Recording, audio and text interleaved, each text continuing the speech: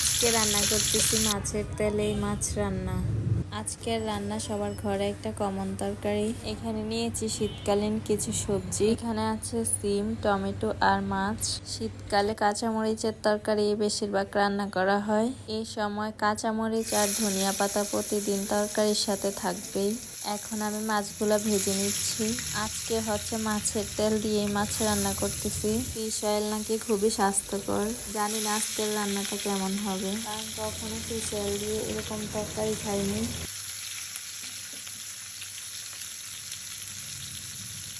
মাছগুলা ভেজে উঠিয়ে নিয়েছি। এখন মাছের জন্য মশলাটা রেডি করতেছি। এখানে দিয়েছি পেঁয়াজ কুচি আর কাঁচামরিচ কুচি। শীতকালে একটু ঝাল ঝাল তরকারি না খেলে ভালো লাগে না।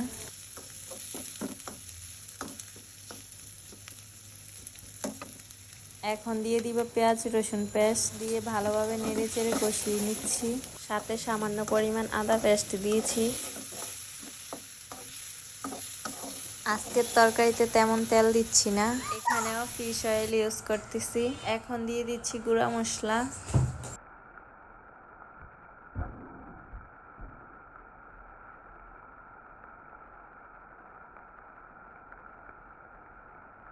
এখানে দিয়ে দিচ্ছি হলুদ 1 টেবিল চামচ পরিমাণ। তারপর দিয়ে দিচ্ছি ধনিয়ার গুঁড়া 1 টেবিল চামচ পরিমাণ। তারপর খুব সামান্য একটু গুঁড়ামরিচ। এখানে কাঁচামরিচ ইউজ করছি, এই জন্য গুঁড়ামরিচ একটু কম দিব। তারপর দিয়ে দিচ্ছি স্বাদ মতো লবণ।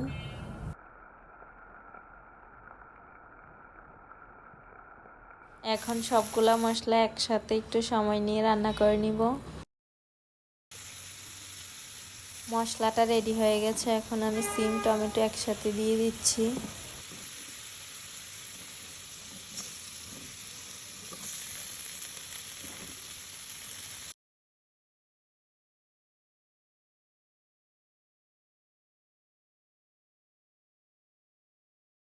সিমগুলা মশলার সাথে নেড়ে চেড়ে মিশিয়ে দিচ্ছি। এখন কোনো পানি দিব না, ঢেকে 10 মিনিট রান্না করব। আমি প্রথম যেদিন সিম রান্না করেছিলাম, আগে তো কখনোই রান্না বান্না করিনি। মশলাও ভালোভাবে কষায়নি, সিমগুলো দিয়ে সাথে সাথে পানি দিয়েছি সিদ্ধ হওয়ার জন্য। আমার মনে ছিল না সিম যে পানিতে ভাসে। ঝোলের জন্য প্রথমে একবার পানি দিছি, তারপর আবার দিছি সিম, তারপরেও নিচের দিকে যাচ্ছিল না। আমার কাছে মনে হচ্ছিল ঝোল কম হবে, আবার পানি দিছি।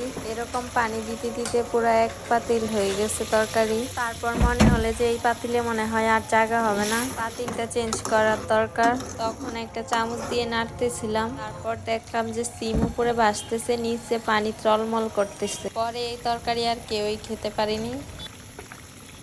তরকারি প্রায় সিদ্ধ হয়ে গেছে। এখন মাছগুলো দিয়ে দিচ্ছি।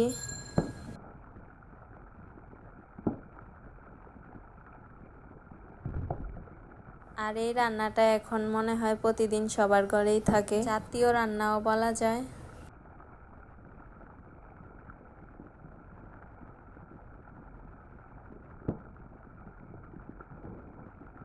আমি রান্না বান্না তেমন একটা পারি না, সব তরকারি একইভাবে রান্না করি। আমার কাছে রান্না এরকম মনে হয়, প্রথমে মশলাটা কষিয়ে তারপর তরকারি বা মাছ মাংস যাই হোক আবার একটু কষিয়ে সিদ্ধ হলেই রান্না শেষ।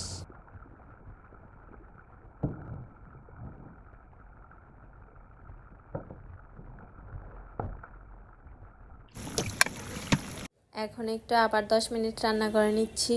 তার মধ্যে লবণ চেক করে দেখি লবণ কম হয়েছে, আবার লবণ দিয়েছি। আর এখন হচ্ছে লাস্ট ফিনিশিং, ধনিয়া পাতা কুচি করে দিয়ে দিচ্ছি ফ্লেভারের জন্য।